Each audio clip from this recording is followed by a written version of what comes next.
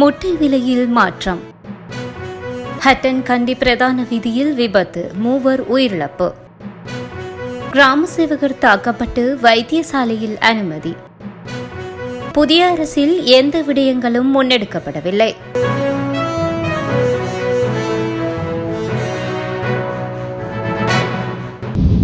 நாட்டில் சில பகுதிகளில் முட்டையின் விலை குறைந்து வருவதாக முட்டை வியாபாரிகள் தெரிவிக்கின்றனர். ஜாயல, கந்தானை, ராகம உள்ளிட்ட பகுதிகளில் முட்டையின் விலை குறைந்துள்ளதாக தெரிவிக்கப்படுகின்றது. இதன்படி 40 ரூபாய் தொடக்கம் 45 ரூபாய் வரையில் விற்பனை செய்யப்பட்ட முட்டை தற்போது 25 ரூபாய் தொடக்கம் 30 ரூபாய் வரையில் விற்பனை செய்யப்படுவதாக வியாபாரிகள் தெரிவிக்கின்றனர். வியாபாரிகள் பண்டிகை காலங்களில் அதிக விலைக்கு விற்பனை செய்வதற்காக முட்டை மற்றும் கோழி இறைச்சி சேகரித்து வைத்திருந்தாலும் சரியான தேவையில்லாததால் சில பொருட்களின் விலைகள் அடுத்த சில நாட்களில் மேலும் குறைவடையலாம் என வர்த்தக சங்கங்கள் தெரிவித்துள்ளன. ஹட்டன் கண்டி பிரதான வீதியில் இன்று காலை இடம்பெற்ற விபத்தில் 3 உயிரிழந்துள்ளதாக போலீசார் தெரிவித்துள்ளனர். விபத்தில் 5 வயது மதிக்கத்தக்க சிறுவன் ஒருவனும் வயோதிபர்கள் 2 மொத்தமாக 3 உயிரிழந்துள்ளதாக வைத்தியசாலை வட்டாரங்கள் தெரிவித்துள்ளன. விபத்தில் சாரதி உட்பட 40க்கும் மேற்பட்டோர் காயமடைந்த நிலையில் டிக்கோயா கிளங்கன் வைத்தியசாலையில் சிகிச்சை பெற்று வருகின்றனர்.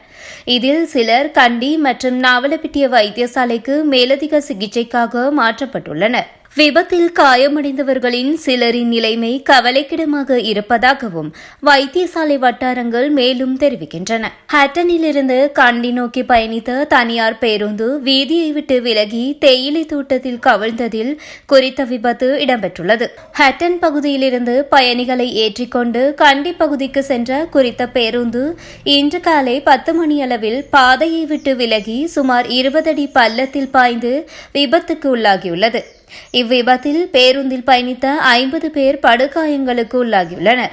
பேருந்தின் சாரதியின் கவனையின்மை காரணமாகவே குறித்த விபத்து நேர்ந்ததாக நேரடி விசாரணைகளின் போது தெரியவந்துள்ளது.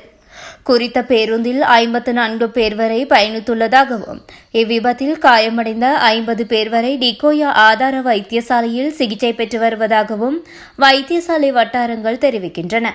குறித்த விபத்து தொடர்பில் ஹட்டன் போலீசார் மேலதிக விசாரணைகளை மேற்கொண்டு வருகின்றனர். வாழைச்சேனை பிரதேச செயலாளர் பிரிவிற்குட்பட்ட நாசிவன் தீவு கிராமத்தில் கடமையாற்றும் கிராம சேவகர் வெளிக்கல கடமை நிமித்தம் அலுவலகம் திரும்பும் வழியில் மதுபோதையில் வந்த குழு ஒன்றினால் தாக்கப்பட்டுள்ளதாக போலீசார் தெரிவித்துள்ளனர். பாதிப்பிற்குள்ளானவர் வாழைச்சேனை ஆதார வைத்தியசாலையில் சிகிச்சைக்காக அனுமதிக்கப்பட்டுள்ளார். நேற்று பிற்பகல் இச்சம்பவம் நாசிவன் தீவு துறையடியில் இடம்பெற்றுள்ளது. குறித்த சம்பவம் பற்றி பாதிக்கப்பட்ட கிராம சேவகர் தெரிவிக்கும் போது பிரதேசவாசியொருவர் கடந்த 1 வாரங்களுக்கு முன்பு பிரதேசத்தில் உள்ள அரச காணி ஒன்றினுள் அத்துமீறி காணியை சுற்றி வேலி அமைத்திருந்த தகவல் அறிந்தும் தாம் நேரில் சென்று அதனை அகற்றுமாறு கோரிய போது அவ்விடத்தில் அசாதாரண சூழ்நிலை ஏற்பட்டதாகவும் தெரிவித்தார். குறித்த காணி விடயம் தொடர்பாக மேற்படி நபர் இன்று தமது அலுவலகத்திற்கு வருகை தந்து முரண்பாட்டில் ஈடுபட்டதாகவும் இதன்போது இருவருக்கும் இடையில் கருத்து முரண்பாடு ஏற்பட்டுள்ளதாகவும் அவர் தெரிவித்தார். பின்னர் தமது வெளிக்கல கடமை நிமித்தம் வெளியில் சென்றபோது குறித்த நபர் உட்பட 5 பேர் கொண்ட குழுவினர் கம்பு பொல்லுகள் சகிதம் வந்து தம்மை தாக்கியதாக தெரிவித்தார். இதன்போது சம்பவத்தை கண்ட பொதுமக்கள் சிலர் தம்மை அவர்களிடமிருந்து பாதுகாத்ததாக மேலும் அவர் தெரிவித்தார். சம்பவம் பற்றி கேள்வியுற்ற கோர்லைப்பற்று பிரதேச செயலாளர், திட்டமிடல் பணிப்பாளர் மற்றும் வாழைச்சேனை போலீஸ் நிலைய பொறுப்பதிகாரி ஆகியோர்கள் நேரில் சென்று பாதிக்கப்பட்டுள்ள கிராம சேவகரை பார்வையிட்டனர். சந்தேக நபர்களை உடனடியாக கைது செய்யும் நடவடிக்கையில் போலீசார் ஈடுபட்டுள்ளதாக நிலைய பொறுப்பதிகாரி கருத்து தெரிவித்தார்.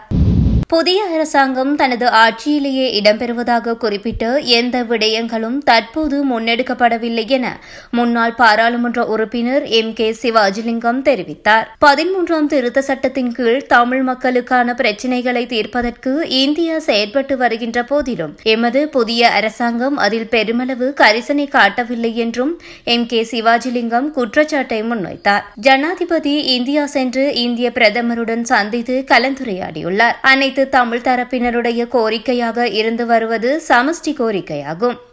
இலங்கை இந்திய ஒப்பந்தத்தின் ஊடாக கொண்டுவரப்பட்ட மாகாண சபை முறைமை அரசியல் அமைப்பில் இருந்தும் கூட அவை அமுல்படுத்தப்படவில்லை.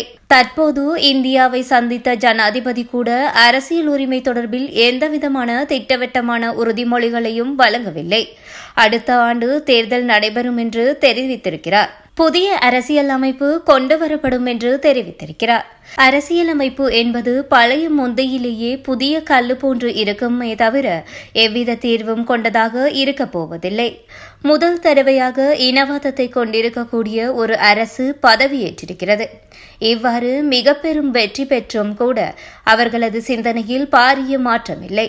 ஒற்றையாட்சியை வைத்துக் கொண்டு தான் குண்டு சட்டிக்குள் குதிரை ஓட்டுவது போல செயற்பட்டு வருகின்றன. அனைத்து தமிழ் கட்சிகளும் ஒன்றிணைந்து எமது சுயநிர்ணய உரிமையை முன்வைப்பதற்கான கோரிக்கையை அரசாங்கத்திற்கு முன்வைக்க வேண்டும். பல உயிர் தியாகங்களை செய்த பின்பும் நாம் பிரிந்து செயல்பட முடியாது. எனவே அனைவரையும் ஒன்றுபடுமாறு அழைப்பு விடுப்பதாகவும் இதன்போது குறிப்பிட்டார். இதற்கு புலம்பெயர்ந்தவர்களும் ஈழத்தில் இருக்கக்கூடிய அத்தனை தமிழ் தேசிய அணியினரும் ஒன்றுபட வேண்டும் என்றும் கேட்டுக் கொண்டுள்ளார். 2013ஆம் ஆண்டு சட்டசபையில் ஜெயலலிதா தமிழ்நாடு கோரிக்கையை முன்வைத்து அதனை உறுதியுடன் செயல்படுத்தியிருந்தார். அதே கோரிக்கையோடுதான் தற்போது விஜயினுடைய கட்சியும் முன்னோக்கி செல்கிறது. அதேபோல் தாயகத்திலும் புலம்பெயர்ந்த தமிழர்களும் ஒரே கோரிக்கையுடன் பயணிப்போமாக இருந்தால் அதற்கான தீர்வுகளை பெற்றுக்கொள்ள முடியும். இலங்கை தமிழரசு கட்சி 75 ஆண்டுகளை தாண்டியும் தற்போதும் தலைமைத்துவம் இல்லாத நிலையில் இலங்கை நீதிமன்றத்தை நாடுகின்ற நிலைமையே காணப்படுகின்றது. எனவே அவர்கள் சமஷ்டியை கைவிட்டு ஒரு கூட்டு சமஷ்டி ஊடாக அனைவரையும் உள்வாங்கி முன்னோக்கி பயணிக்க வேண்டும் என்றும் சிவாஜிலிங்கம் கேட்டுக்கொண்டார்.